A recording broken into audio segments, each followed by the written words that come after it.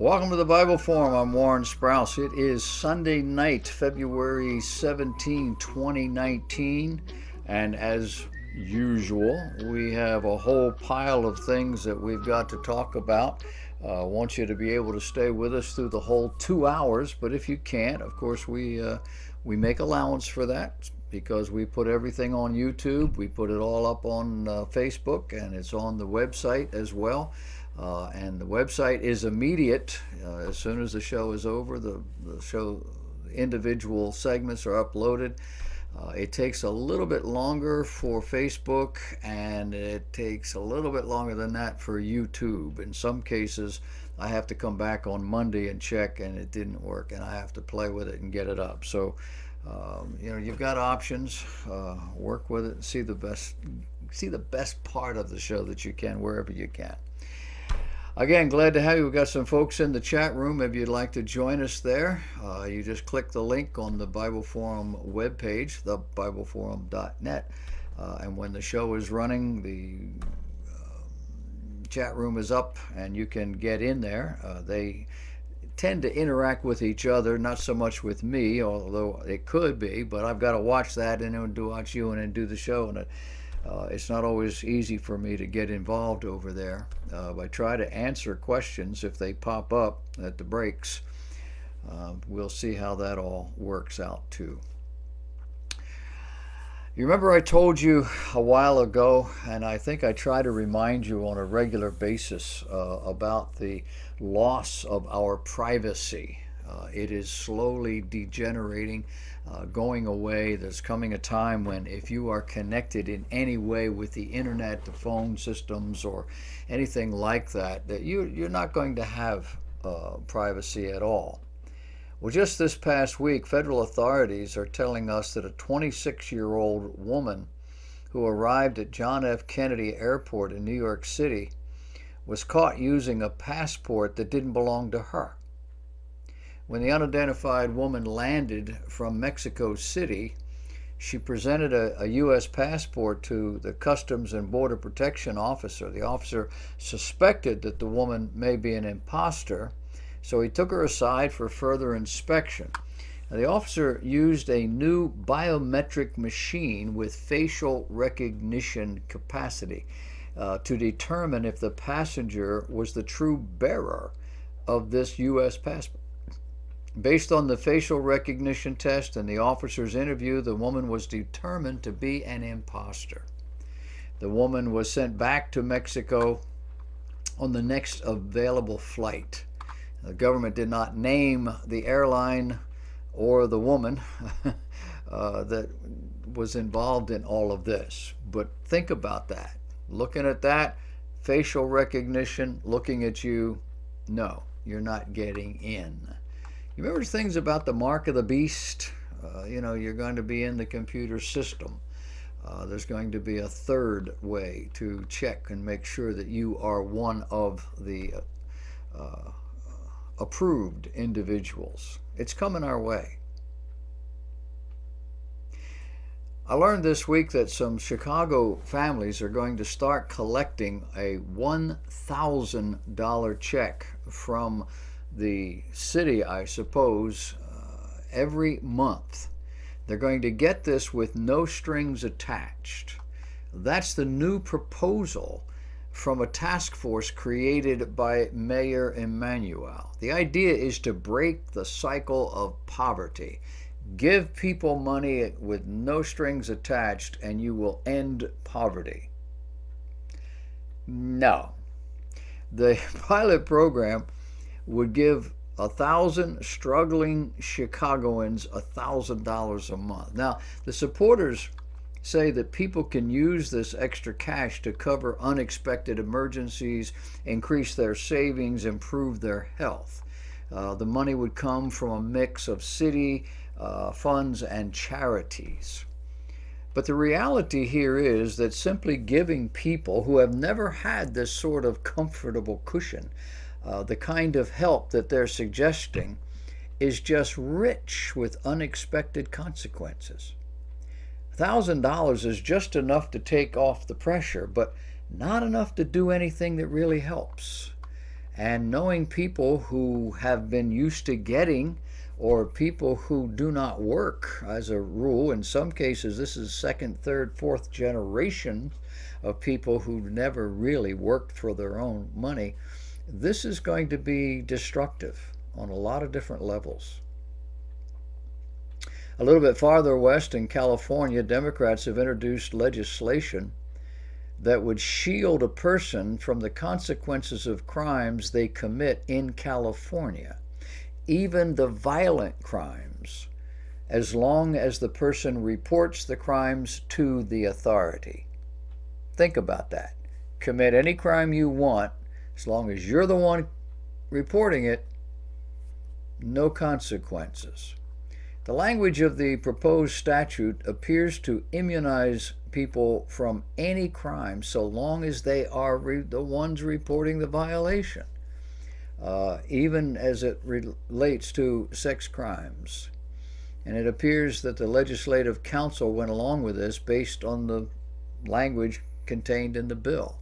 Now, it's my guess, reading the article, that this is going to be isolated a little bit, oriented towards sex crimes, but the way the article is worded, it could be almost anything. Out in Arizona, Arizona State has declared pornography a public health crisis. Not just a problem, not a nuisance, not something that is destructive to people's health and to the family structure and all the rest of it, but a public health crisis. They're citing concerns about the proliferation of erotic images online, and they're looking at what they call the toxic effect it has on behavior. They're pushing to declare pornography a public health crisis. They're a little bit late. State representative who introduced the measure declares that pornography perpetuates a sexually toxic environment that damages all areas of our society. Duh. He talks about it in connection with the tobacco industry. He says, like that, the pornography industry has created a public health crisis. He's looking at pornography being used in a very pervasive way, even by minors.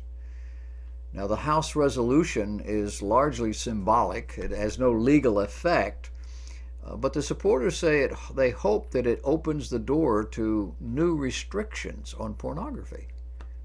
Similar measures declaring a crisis have passed in at least 11 states using similar text from model legislation written by the National Center on Sexual Exploitation. They ought to take that over to the Roman Catholic Church. The group formerly known as Morality in Media contends pornography is directly connected to other acts of exploitation. If you're over the age of 10, you probably know that already. Our lawmakers are just starting to get the picture.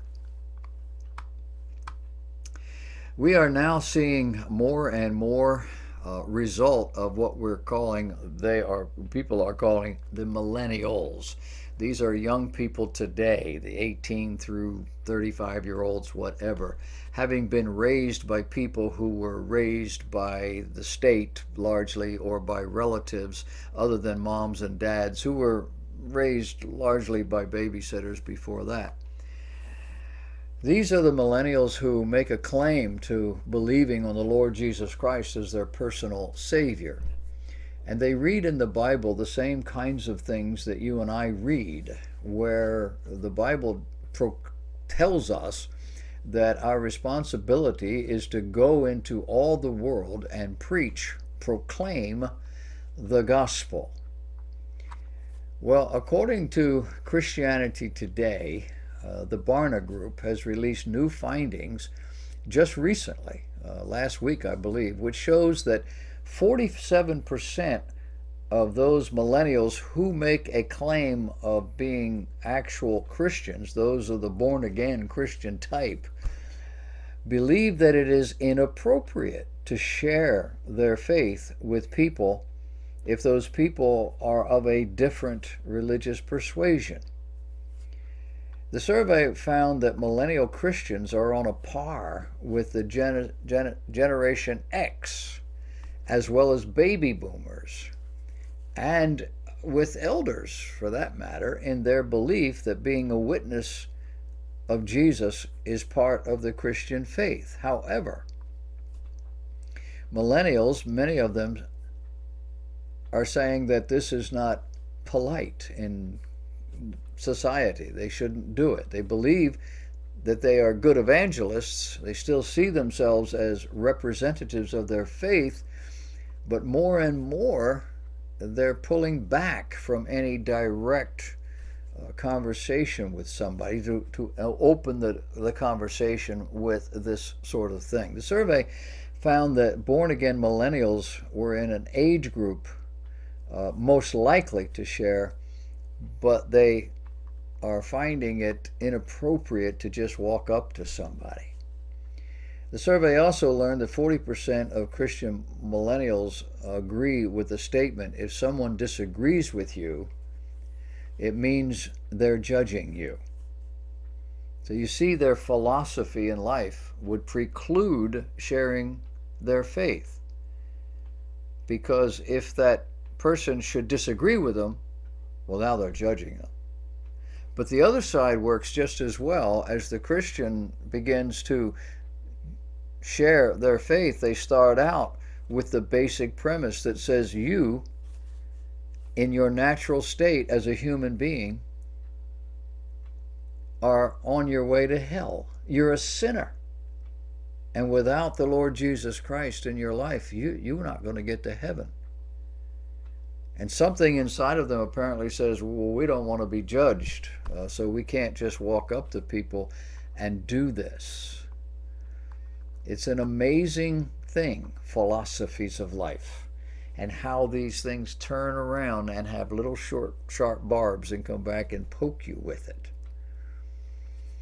Where are these young people, these millennials, getting all of this idea, this information, this concept?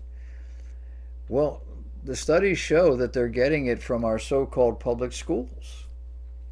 They're getting it from social media. They're getting it from the internet and from television. They're not getting it from parents? No. Parents are no longer in the picture. Parents are no longer the source of the child's value system. Millennials have learned what they know about life and how to live largely from the media. And in some cases, their structured interaction with the so-called public school.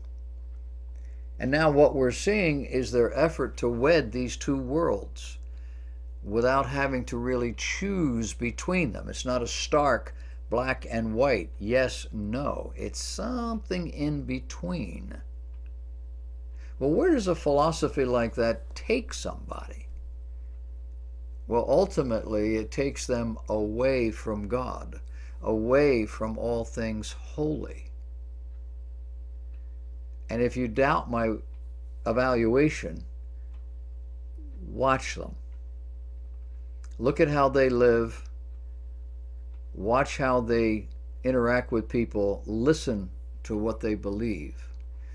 It's not what their grandparents believed about the gospel, about God, and about Jesus, and about sin and salvation. It's not exactly the same. We can only wonder what their children, the next generation, is going to pick up.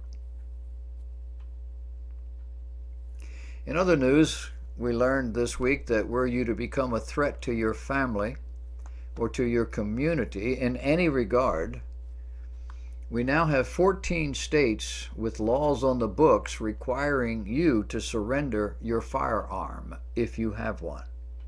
You have run afoul of the system, as they say. You may have gotten into a fight with your mother. You may have had a problem with your siblings. There may be something else going on in your life that demonstrates that you're kind of on the violent side. You're a little roughneck. And so if you have a firearm, the law says that you are now required to surrender it. The catch here is twofold. One is it's voluntary. They can't make you do it. And in some cases, it's only for a couple of days, like in California. But in most of the states, it's for a year. Now, you might have guessed, even as I'm talking, that the states involved are the liberal states, and you would be guessing right. States that are listed are California, Connecticut, Delaware, Florida, Illinois, Maryland, Massachusetts, New Jersey, New Mexico, New York, Oregon, Rhode Island, Vermont, and Washington State. One of them, New Mexico, is considering banning weapons altogether. 29 sheriffs in the counties of the counties in New Mexico, are protesting the bill, pointing out the obvious, that when law-abiding citizens have no guns, only the crooks will. And since there are only 33 counties in New Mexico, the 29 sheriffs represent a clear majority. It'll be interesting to see how this all plays out. Liberalism is the feeling-oriented belief that if people simply consider the other person's needs, the other person's beliefs, their value systems, that all will be right and good. Of course, if that belief, that value system is godly, or is simply based on absolute moral standards, then the answer is, well, no. And that, my friends, is the definition of hypocrisy. Talking about liberals, talking about California.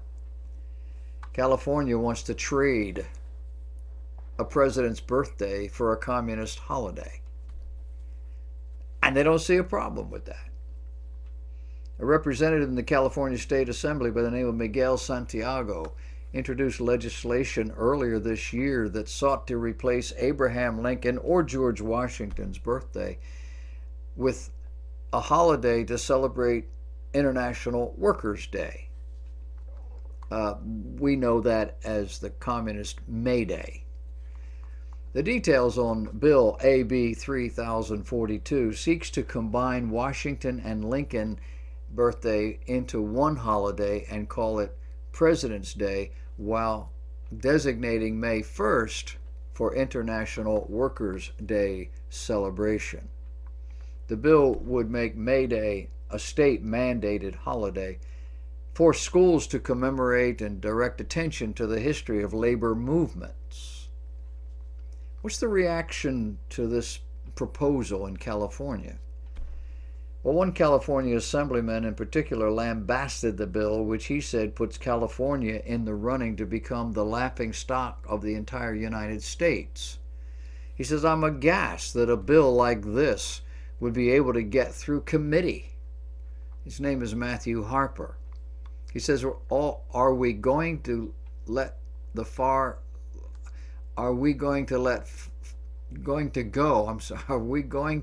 that far to the left?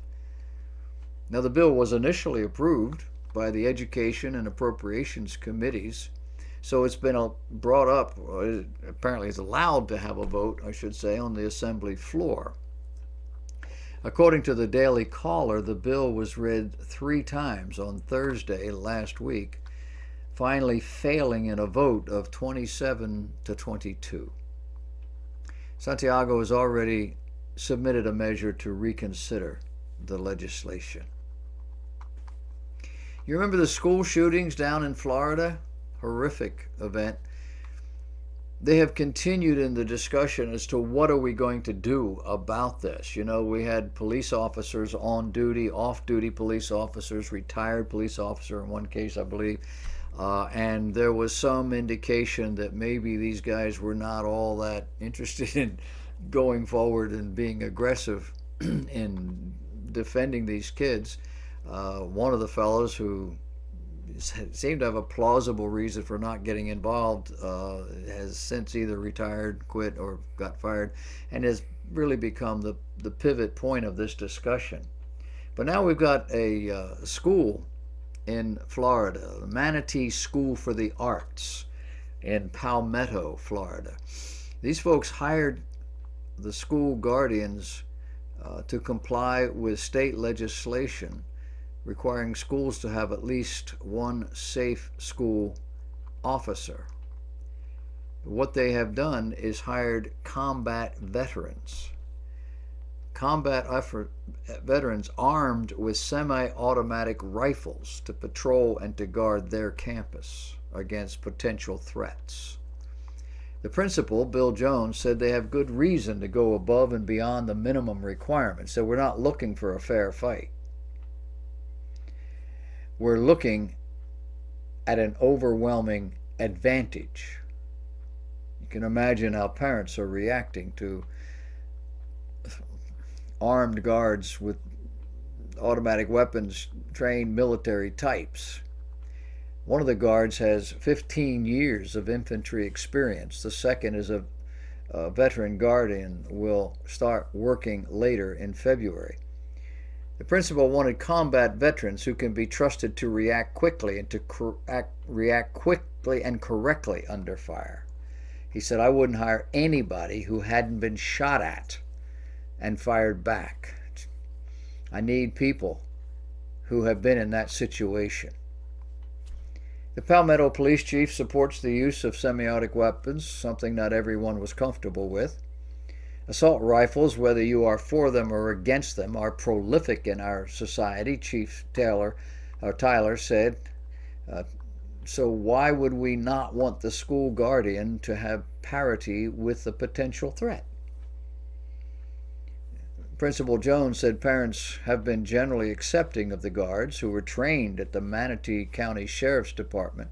They had to complete at least 132 hours of firearm safety and proficiency training in addition to their military training.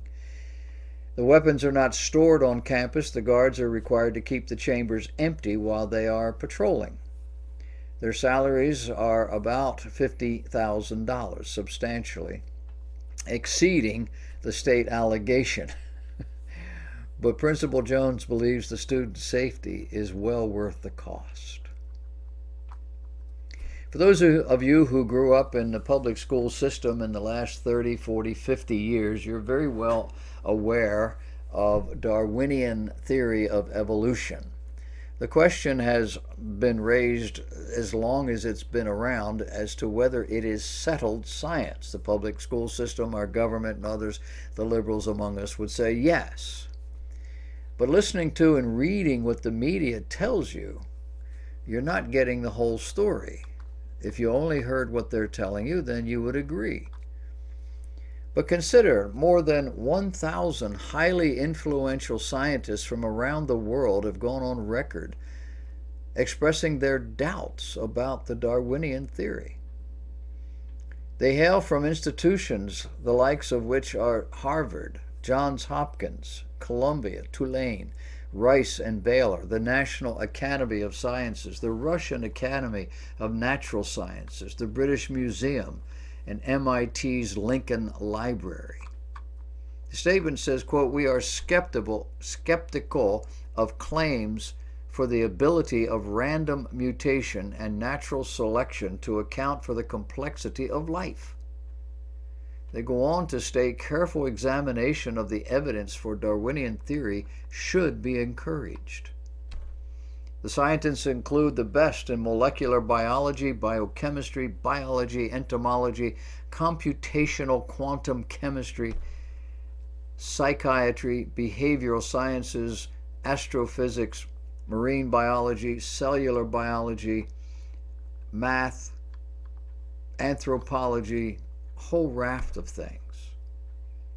The Discovery Institute first published its scientific dissent from Darwinian list in the New York Review of Books in 2001 to challenge the false claims from the PBS series Evolution. PBS has claimed virtually every scientist in the world believes the theory is true. But biologist Douglas Axe, director of Biologic Institute, argued peer pressure is obscuring the truth. Quote, because no scientist can show how Darwin's mechanism can produce the complexity of life, every scientist should be skeptical, he said. The fact that most won't admit to this exposes the unhealthy effect of peer pressure on scientific discourse. And finally, a family-owned Christian grocery store in Arkansas has ignited controversy with flyers connecting the national debate over border security to the beliefs of millions of Christians. The message in these flyers from Max Cash Saver,